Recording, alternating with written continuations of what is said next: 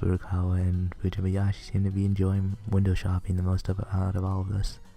They stop at almost every window and use Kitomi as a model for the clothes on display. All I can do is follow behind.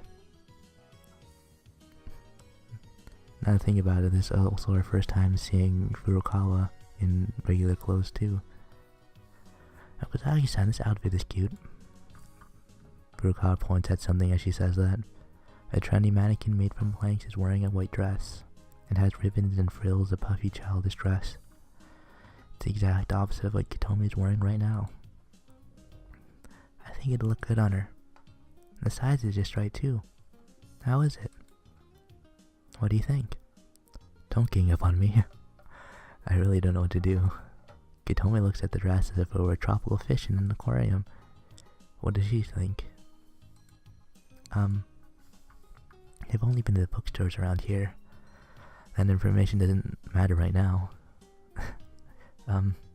Is it not good enough? That's not what I meant. Looking might not be enough, you know? Why don't we go inside, try it on? Hold it right there. That'd be embarrassing, way too embarrassing. The girl next to me is already blushing. These shoes are really cute too. Here Furukawa calling out from a few stores down. Ryu and Kitomi ran over to her. I start to follow them, but something on the other side of the street catches my eye. Small musical instrument store. Ah, that's a good shiny violin in the corner of the window. That's a good gift right there. I'll walk over to take a look at the price tag. Sale price 140,000 yen. I'm gonna check how much that is. I'm gonna do a quick conversion here. I know I've done this all. I took the time to stop and look up different things earlier. But I mean, I've already had to do it once, so I might as well just go all the way and just stop whenever I feel like. That's horrible. I'm doing it anyways. Let's see. $1,765.40. Yeah, jeez. Alright. For a violin, alright. I'll pretend I didn't see that. Aha, I get it. Out of nowhere, cues peering over my shoulder. What? That's expensive, even though it's the same kind of thing she was playing the other day. Even if it looks the same, this one's probably high class. You just don't get it. What don't I get? Presents aren't about the price. And the exact opposite thing come out of your mouth earlier. That's totally different. She laughs suggestively for some reason. Just watch, I'll show you what a real present is. 2 hours later. We're out front of an arcade. Damn it, it's not budging. Hey mister, this thing is stuck again, it won't work like this. The arcade employee frantically runs over as he hears the sound of someone banging the crane game. Again, he opens the glass case with a key and resets the position of the stuffed animal. She's aiming for a giant stuffed beagle with a white body and black ears and a nose. It's over a meter tall. Jesus. Alright, no matter how many times I look, it's surprisingly big. What do you think of a stuffed animal larger than the real thing? What do you think of a stuffed animal larger than the real thing? Don't know. Make it so close to falling right off and... Yeah, that's right, that's good. There, all done. Thanks. After setting the stuffed animal in the super easy spot, the exasperated employee walks away. An audience is gathering in front of the arcade because we spent so much time at the machine. Are they crazy? It's too big to fit down the chute anyway. It's not a prize. Isn't it just a decoration? Hugh ignores the background chatter and makes a declaration. This is my 34th challenge. It's faster to just ask them to sell it to you. What are you saying? It wouldn't be as a present for the heart that way. What you're doing is pretty close to cheating anyway. No more excuses, put the money in. Yeah. Plink plink. To my few remaining 100 yen coins are ruthlessly snatched from my hand. Let's go, Club Prez. Okay. Furukawa lets out a weird shout as she places her fingers on 2 buttons. Crane moves. Green. Sorry, I wasn't even close. Furukawa loses in about 6 seconds. That's a rate of 100 yen per 3 seconds. Makes me want to cry. Ryu, you're next. Get it right. I'll try. Hurry up and put the money in. In for a penny. Whoa! Crane catches on the loop of the product tag.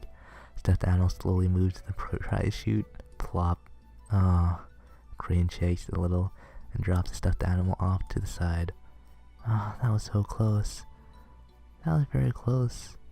Big Dongo family. What does that have to do with anything? Hey, don't go for that puny local craze. Our goal is to get the globally strategic dog from the comic strip named after Legame. Alright, but Big Dongo family isn't just a local craze. Whatever, next. Sorry to interrupt while you're having fun, Q. What? I'm out of money. That was the last one. Get more change. I won't have any more bills or coins. Why are you looking at me like that? You're a horrible breadwinner. Maybe you shouldn't have kept extorting me. This calls for desperate measures. Takes out her own wallet and rustles around. My last 200 yen coins. Wait. When I used that 1,000 yen bill, the 800 yen tab, I thought you said you didn't have any change. That was totally different. I love when she just like stares just straight forward. Logic apparently didn't mean much here. Last challenger, you told me get it, even if it does. Feeling she's staring at me. Question marks pop out the Kitomi as she suddenly nominated. Speaking of which, Kitomi hadn't even tried this once. Kitomi herself firmly asserted that it wouldn't be a present anymore if the recipient did this. However, I get the feeling that the one who can get us out of this situation is Kitomi. Person in question looks like she's really anticipating the challenge. Do you want to give it a shot? Kitomi doesn't answer, she's just staring at the crane game. This requires an elaborate calculation of the center of the gravity. Because the target's internal density is inconsistent, the calculation becomes more complex. Natural descent location to aim for will change depending on the load weight of the crane arm too. You also have to take into account the delay of the crane stopping after releasing the button. Parallax from the controller location must also be considered. I don't think you need to do all that. I'll try to calculate what I had to do to win. I've got it. Her confident statement gets the audience murmuring. Q's 100 yen coins are inserted into the undefeatable machine. Go for it, Kitomi. Alright, we're all gonna just cheer for her, yep. Crane moves carrying my hopes and dreams of everyone with it. I have to stop it right here on the x-axis. And right here on the y-axis. After selecting the drop location, the crane automatically descends. It's very, very hard. The high point of the data ended. Wow, she didn't get it. Alright. The wind had died down quite a bit. Orange sunshine paints the familiar tone of a different color. We find a small bench, and Kitomi and the others race to sit on it. The bench is practically overflowing. The girls are still enjoying the afterglow of today's events, their hair fluttering from side to side. I think there's enough room for you if we bunch up some more, Okazaki-san. No, I'm fine. I answer with a wry smile and simply lean against the utility pole. And you feel the heat of the whole day radiating from my shirt. All of a sudden I realize how exhausted I am. Kitomi is still excited for the day's events. Next to her, Furukawa and Ryu. I don't know why I keep mixing up the names. Or whispering to each other. Okazaki-san, wouldn't you like some ice cream? I look where Furukawa is pointing. An ice cream truck is by the side of the road. There aren't many customers around, so maybe it's past the ice cream rush hour. Sure, don't have any money. I don't have any more money. Nagisa and I will treat you because of all the trouble you caused. Ryu joins in the conversation. These two are trying to avoid getting us in any trouble the whole day. Sure, if you don't mind. Oh, okay, Kitomi-chan. Do you like ice cream? Yes, I love it. Then we'll go buy some. They stand up and run off. That dog was glued in there. Q's still mulling over what happened at that arcade. Our arcade guy moved it multiple times at your request. Did I imagine that? Just saying, I hate that we put so much effort into it and still couldn't get it. Don't you feel the same way? Let me just read that again. I was just saying, I hate when we put so much effort into it and still couldn't get it. Okay. It does hurt considering how much we spent with nothing to show for it. What about you? Looked down at Katomi's hair decoration as I asked her. First time I played the crane game. It's much harder than I expected. Now, do you understand that your knowledge and calculations don't matter in the real world? Yes. Athlete agrees for some reason. I have to practice much more. And who's gonna pay for it?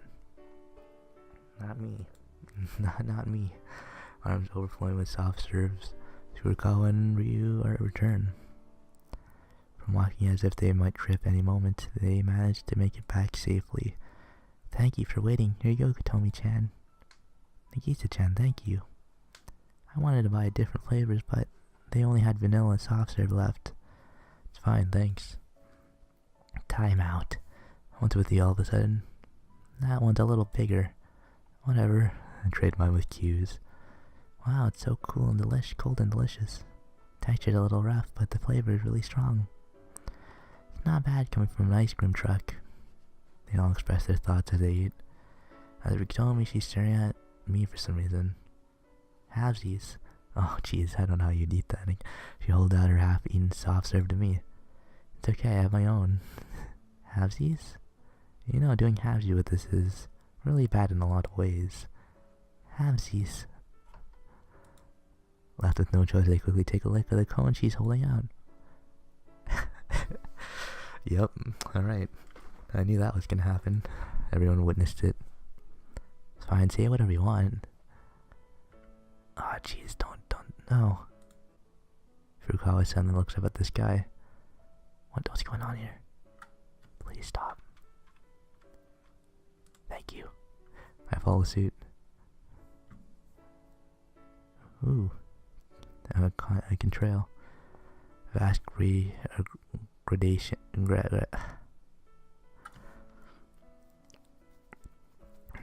Shifting from blue to azure to indigo, something vast no wonder it can recreate on a canvas. Puffs of cloud tinted red by sunset are layered and floating in silence.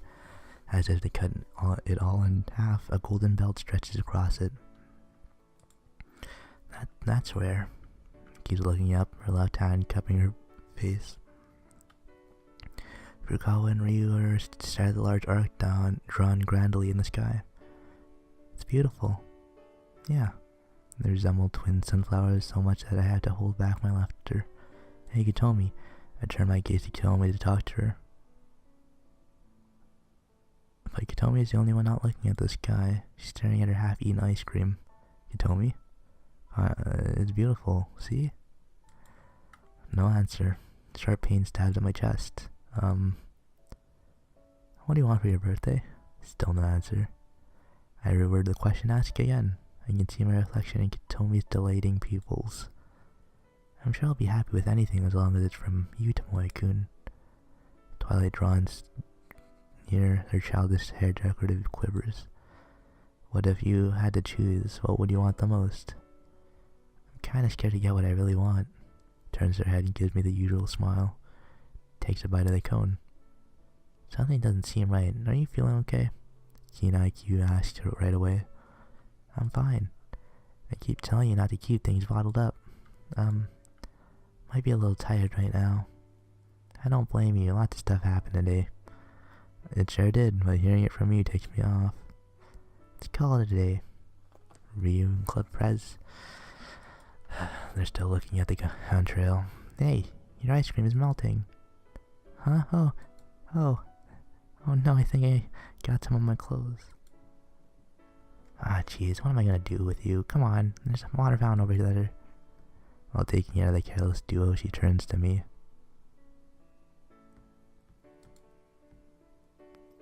We're going home from here. You guys go on, okay? Are you sure we'll walk with you a little bit more?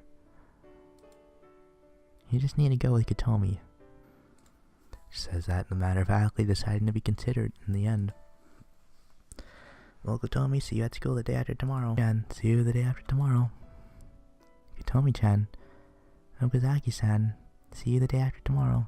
Alright. There's too many people just to keep repeating this same thing over and over again. Please. No, it was really fun playing with everyone. Yeah, that concludes the fun date. Q barks out the order, and the five of us split into two groups. Q. Yeah? Don't follow us this time. Of course not. Bye. Walks away waving at us without turning around. Are you still eating? It's all melted, so throw it away. But I don't want to waste food. Yes, and the bottom part is still crunchy. Soon vanished through the crowd of people. Oof, I'm tired.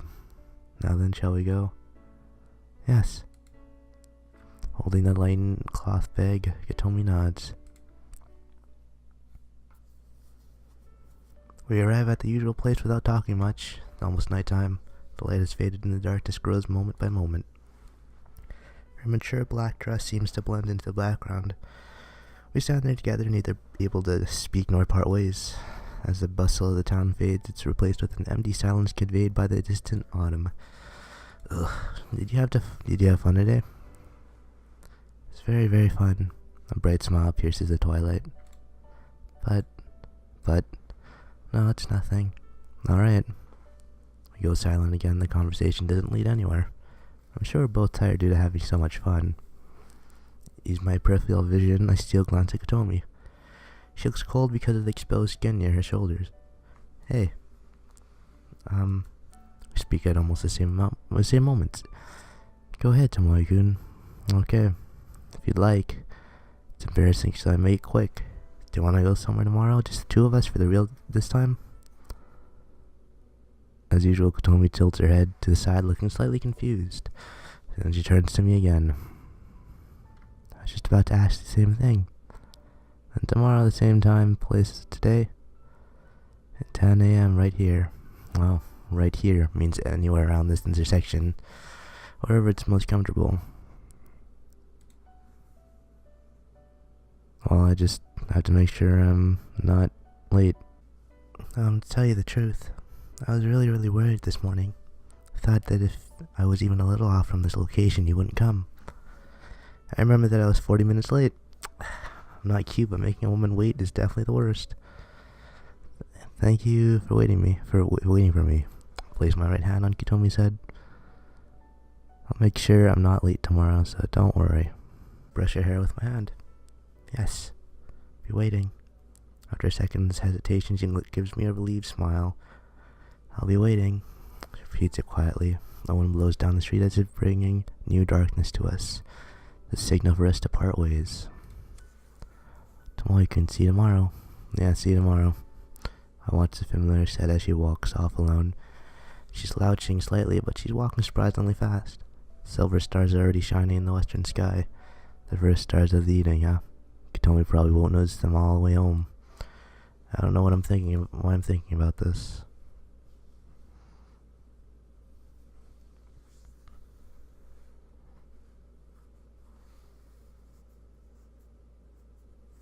I wake up.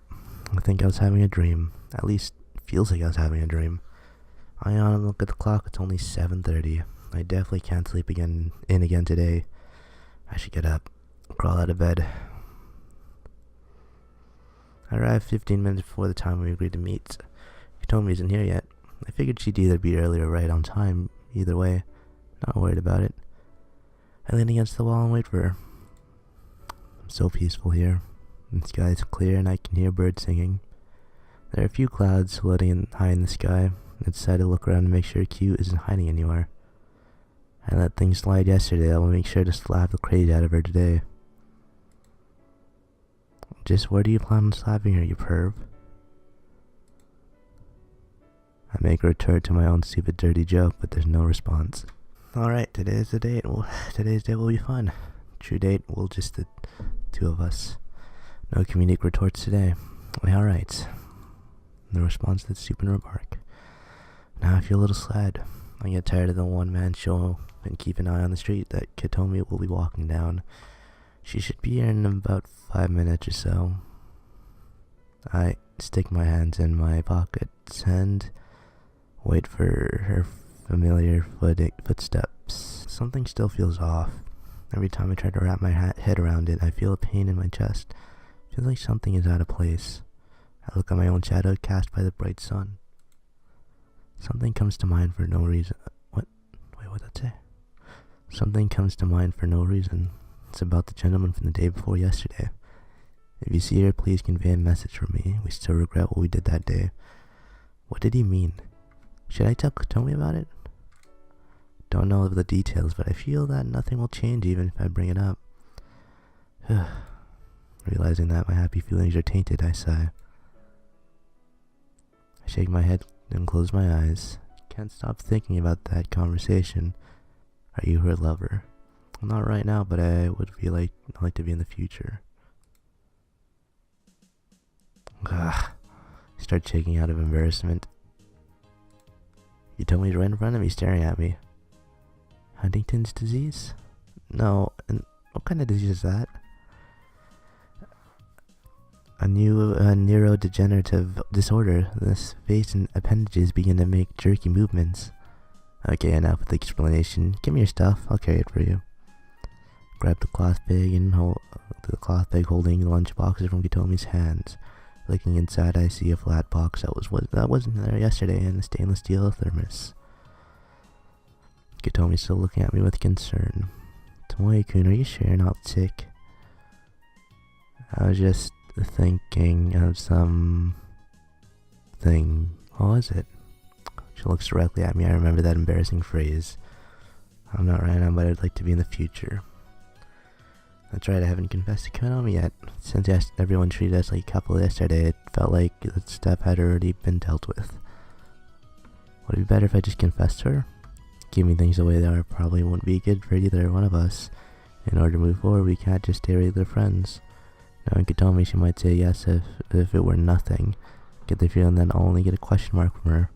Might get to see the wonderful sight of her turning red. But there's also the chance that she'll just make some dumb remark. I really can't predict what the result will be. Oh. Let's do that.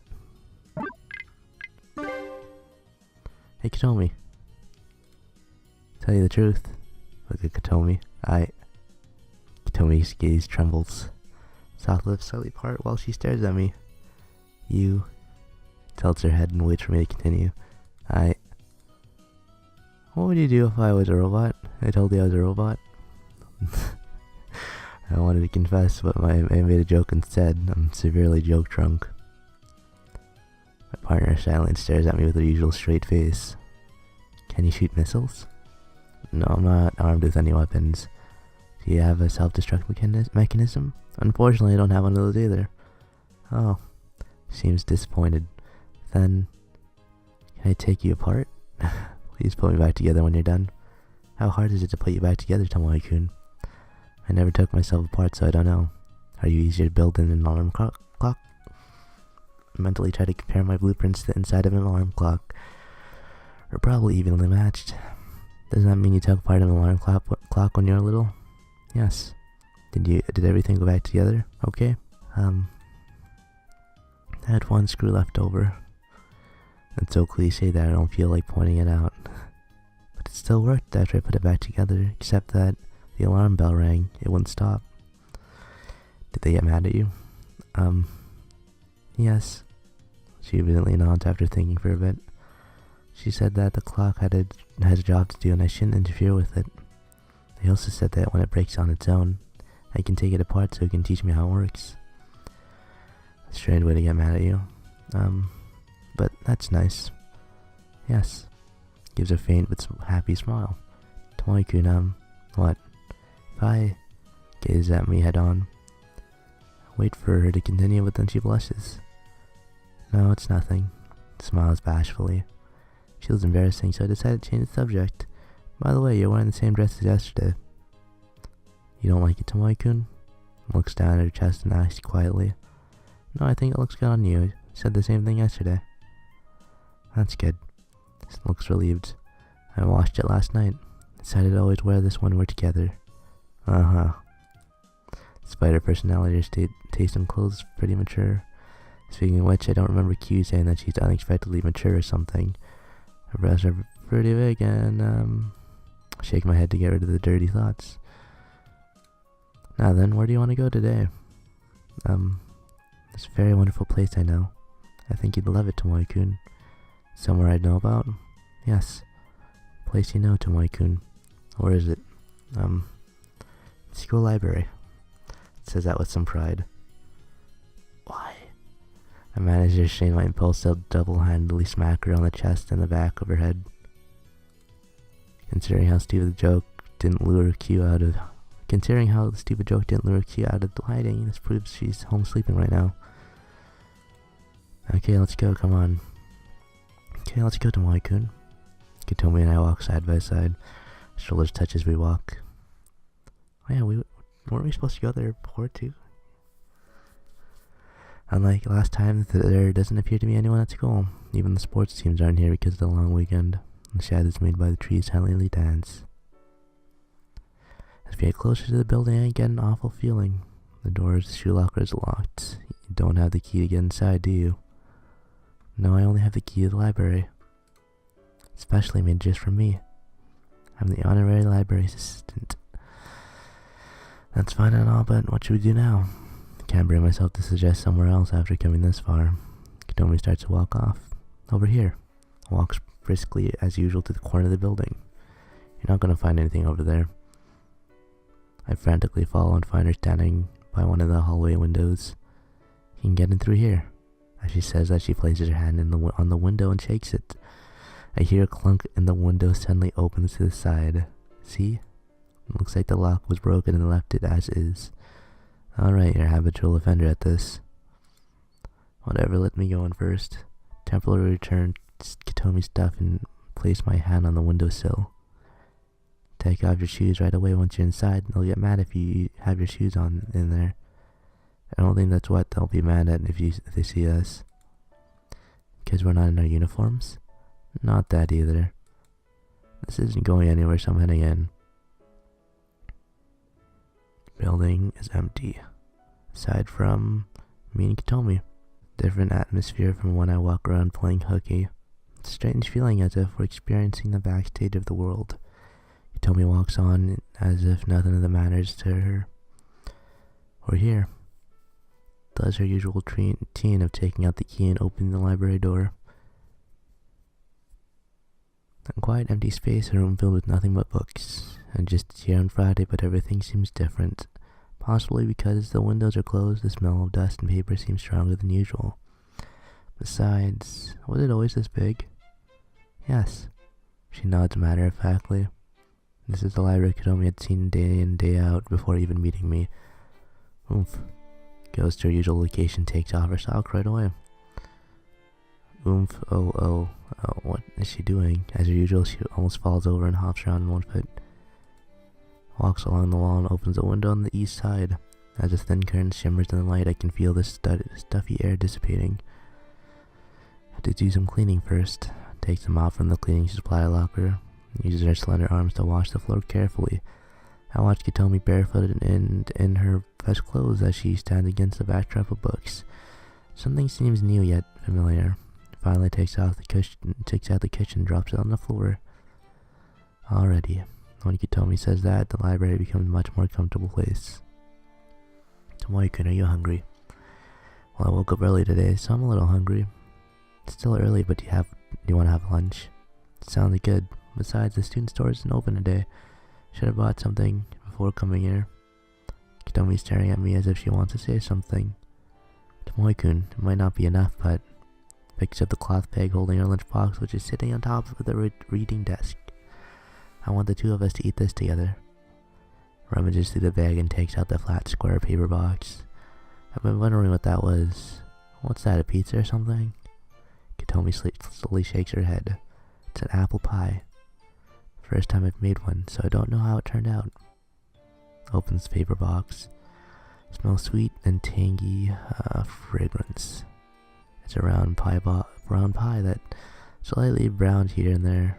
The puffed center of the crisscross decoration on top. The surface is glazed with something like syrup. I can't tell it apart from store-bought pie. It went all out on this. I think I baked it just right. I made sure to use the Jonathan apples, and I used unsalted butter. Finished it off with apricot jam thinned with rum. Fiddles around inside the cloth bag while trying her best to describe it. Takes out 2 paper plates, plastic knives and forks, and almost so 2 paper cups. Everything we need is on the reading table of the library. And grab a nearby chair and sit down at the lunch table. I also made a different kind of tea for the first time. A lady grey tea. After pouring the tea in the paper cups, it's time to cut the pie. We're going to do halvesies. Sticks a knife into the large pie and starts cutting it. Hear a crunching sound. Verity cuts it in half, then she cuts the half into quarters, then divides 1 quarter in half once more. The way she moves it feels like it's her first time playing house. I almost burst out laughing. The pie is now divided in 2 large semicircles with 4 smaller pieces each. Puts 1 pie slice out on 2 paper plates. Halvesies. Hands over the plate with a slightly larger slice. Yeah, thanks. Let us eat. Let's eat. I repeat after her, then stick a fork into the pie. Take the bite out of a portion with lots of apples. She must have baked it in this morning because it's still warm. It's just the right amount of sweetness too. Katomi's gazing at me while I savor the pie. Are you sure this is your first time you made one of these? Yeah, yes. It doesn't taste good? No, it's great. She's malfunctioning again. Seems like she becomes unable to respond when she's really nervous and just repeats what she's last said. The apple pie you made is really good. It's so good that I can't believe this is your first time you've made one. It's so good I could eat it all by myself. You understand? Pat her on the head. Oh. Her wiring makes the connection. Tomoe-kun, is that really true? It's really true. That's good. Makes me really happy. Gives a big smile as if she's overflowing with happiness. Stop eating and can't help but stare at her. I was thinking that you look really nice when you smile like that.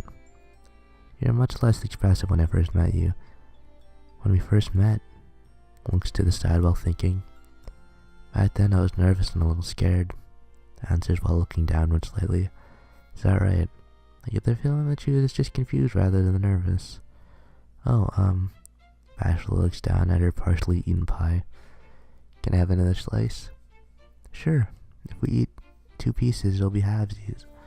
What are you gonna do with the other half? We'll leave it as a snack for later. Smiles like a small child.